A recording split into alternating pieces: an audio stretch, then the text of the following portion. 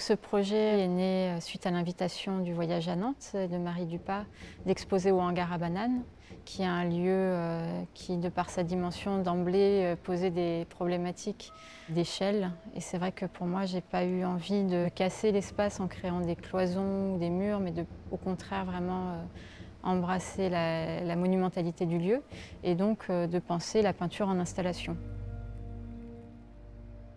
L'autre chose qui m'a intéressée, c'était vraiment l'idée du positionnement du bâtiment dans la ville, qui était ce bâtiment où se déchargeaient les bateaux de marine marchande, les cargaisons, et ce lien que je pouvais faire assez intuitivement entre la ville de Nantes et la ville de Los Angeles, dans laquelle j'habite maintenant depuis 4 ans et dans laquelle je travaille, et qui est aussi une ville tournée sur l'eau avec un grand port qui est le port de San Pedro.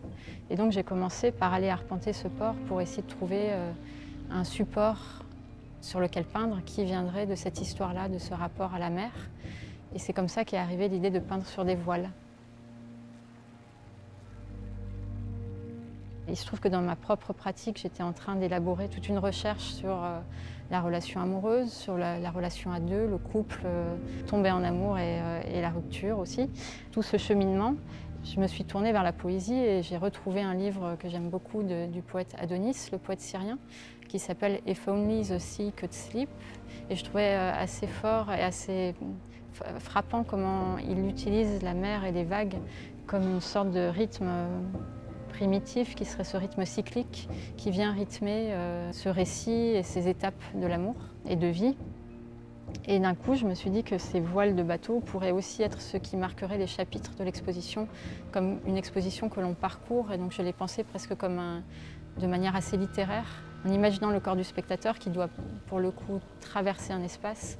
Et donc l'envie qu'il commence à un certain endroit et qu'il arrive quelque part, qu'il y ait quelque chose qui se déroule. Et donc de créer ce rythme et ces ponctuations par ces voiles, qui sont presque des décors dans lesquels se joue cette tragédie ou cette romance. Ensuite, j'ai eu envie de aussi poursuivre une autre pratique que j'ai en ce moment depuis presque 2 ans, très importante à l'atelier, qui est les œuvres sur papier, les monotypes. Et donc en fait, on retrouve les mêmes motifs dans les voiles et dans les œuvres sur papier, comme une sorte de rythmique encore, de répétition, mais avec toujours des variations qui créent des débuts de narration.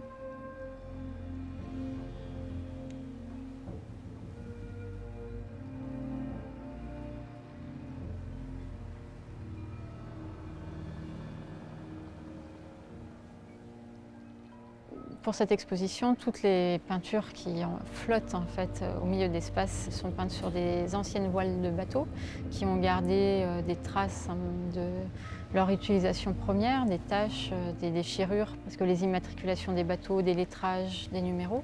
Et en fait, chaque rectangle est composé d'une dizaine de voiles différentes, découpées, réassemblées. Donc il y a vraiment un travail de patchwork, on va dire, en amont pour créer ces formes-là, et sur lesquelles j'ai peint, mais sans utiliser de la peinture, plutôt en utilisant des matériaux de bricolage, des huiles de moteur, notamment des huiles de bateau, des vernis, tout ce qui peut être utilisé dans des chantiers maritimes.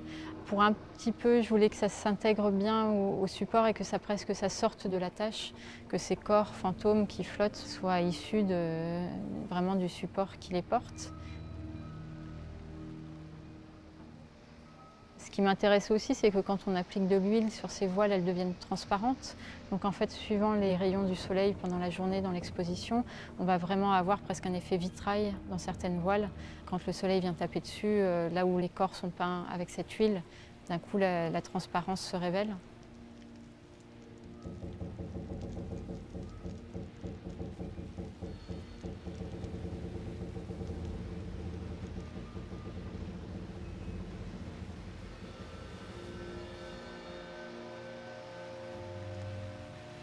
Les monotypes, les œuvres sur papier qu'on trouve ici dans l'exposition, c'est une pratique que j'ai de manière très régulière à l'atelier, qui a un côté très spontané, c'est presque de l'ordre du jeu. D'ailleurs, c'est une technique très simple qu'on emploie souvent pour les enfants, parce que ça ne nécessite pas beaucoup de virtuosité. En fait, c'est de la peinture sur plexiglas, et ensuite c'est passé sous une presse. L'image est imprimée qu'une seule fois, c'est-à-dire que monotype, vraiment, il y a cette idée que chaque impression est différente.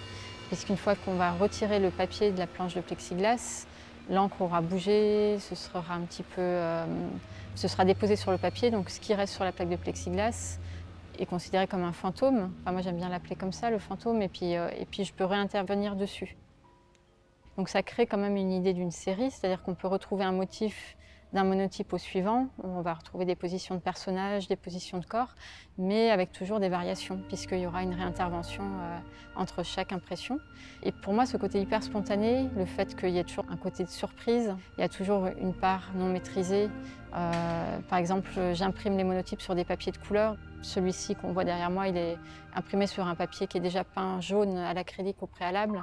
Par moments, c'est imprimé sur du bleu, sur du violet. Donc tout ça, ça va vraiment transformer par transparence l'emploi des encres. Et ça va amener des rapports de teintes qui vont me surprendre et qui vont m'inspirer ensuite pour la peinture. Dans ce flux, c'est presque de l'écriture automatique en fait, quand je travaille les monotypes. Et du coup, cette idée d'enchaînement qu'on peut trouver d'un monotype au suivant, qui me rappelle un peu cette comptine, encore une fois enfantine, où quand la fin d'un mot, d'une phrase crée le début de la phrase suivante. C'est un peu comme ça que je travaille les œuvres sur papier, mais c'est aussi un peu comme ça que je travaille de manière plus large les expositions. C'est-à-dire que chaque exposition va amener la suivante, et donc on peut les lire individuellement avec leur propre narration, et puis ensuite on peut les lire de manière plus globale en voyant comment chaque exposition amène à la suivante et comment tout ça déroule une sorte de plus grande narration, on va dire. Dans cette exposition, en plus des voiles peintes et des œuvres sur papier, des sculptures, il y a aussi une pièce sonore qui vraiment crée quelque chose de très immersif dans l'expérience de l'exposition. Et cette pièce sonore a été composée par Asuka Matsumiya et Alex Sommers, qui sont des amis. Et ils se sont inspirés du projet des voiles, des poèmes d'Adonis pour créer une œuvre qui porte un petit peu cette influence vraiment du cinéma, tous les deux ayant travaillé sur des musiques de films. Donc ils ont abordé cette exposition avec cette envie de rebondir sur cette narration qui était déjà offerte par les images et de créer un son qui va se déplacer dans l'espace grâce à, je crois, 26 enceintes qui sont cachées dans le plafond du hangar à bananes. Et on va avoir ce sentiment par moments de houle de la mer, de grandes vagues qui parcourent 25 mètres à toute vitesse. Et donc, je l'espère, rajouter une expérience vraiment immersive pour le spectateur.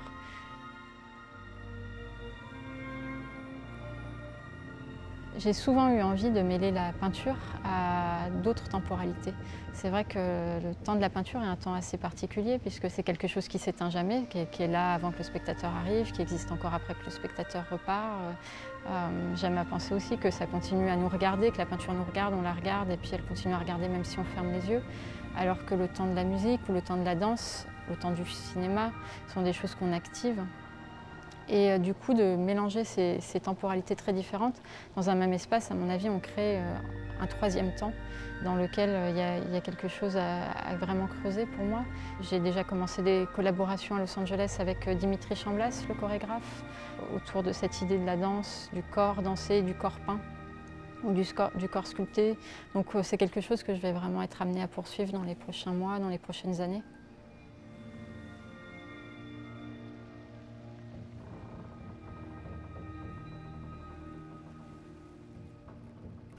Donc dans cette salle qui est vraiment au bout du parcours de l'exposition, donc on vient de franchir le grand hangar dans la lumière et même la chaleur de l'été à Nantes, presque quelque chose de l'éblouissement, de l'ordre de l'éblouissement dans cette intensité lumineuse qu'on a dans la pièce précédente. Et on arrive ici dans un espace beaucoup plus réduit, dans la pénombre. Et je voulais une confrontation beaucoup plus intime, plus intérieure, que les spectateurs puissent s'asseoir sur les bancs autour de la sculpture, quasiment comme si on était en train de regarder un match de boxe où il y a un ring ou quelque chose au centre, ce socle carré qui serait le terrain de jeu. Et en même temps, le fait d'inviter les gens à s'asseoir dans la pénombre, c'est aussi une envie pour moi de faire ralentir ce parcours. Je pense que quand on est dans la pénombre, on est aussi plus à même de recevoir la narration qu'on va entendre dans la pièce sonore qui est diffusée dans cette pièce, qui est donc en fait l'enregistrement des trois voix, la voix d'Alex, la voix d'Asuka et la mienne. On lit un des poèmes d'Adonis qui s'appelle House of Love.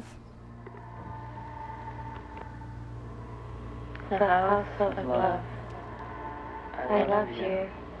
as if all hearts were a mirror of mine, as if life were invented for my love.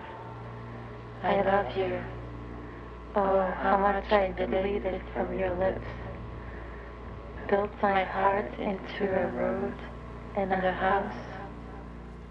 Hung it like a cloud over cloud. Ils sont intervenus sur les voix pour créer cet effet de presque boîte de musique qui déraille quelque peu, donc avec une sorte de légère inquiétude, quelque chose qu'on retrouve un peu dans mon travail, où même s'il y a des moments de tendresse, il y a toujours une ambiguïté, est-ce qu'on va basculer vers la violence, ou alors souvent je prends l'exemple du baiser amoureux, où parfois ça dérape sur le vampire, le cannibalisme. Donc voilà, ici c'est un espace, on va dire, plus intérieur.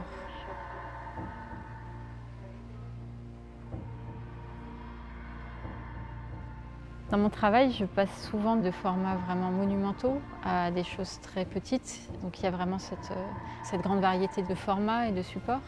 Mais c'est vrai que peut-être ce qui a changé depuis que j'ai déménagé à Los Angeles, c'est évidemment le fait d'avoir un atelier beaucoup plus grand, d'avoir un grand hangar qui ressemble d'assez près à ce hangar ici. Ce qui fait que le corps en fait, bouge différemment. Mon corps de peintre évolue de manière différente dans l'espace de l'atelier. Du fait d'avoir plus d'espace, donc ça me permet de travailler sur beaucoup plus de toiles en même temps et donc peut-être de recréer cette sorte de légèreté, cette sorte de spontanéité que je peux avoir dans les œuvres sur papier, mais d'un coup sur des formats monumentaux, de par leur nombre. Et ensuite, il y a aussi le rapport à la ville, qui est une ville dans laquelle il y a beaucoup d'espace aussi. Il y a des espaces vacants, ce qui est assez rare dans la densité de nos villes aujourd'hui. Et c'est quelque chose qui me fait énormément de bien parce que j'ai l'impression que ça permet aux idées de circuler de manière différente dans la tête et peut-être d'avoir plus d'idées, plus de place pour des idées nouvelles parce qu'on sent qu'il y a de l'espace physique pour accueillir ces nouvelles intuitions.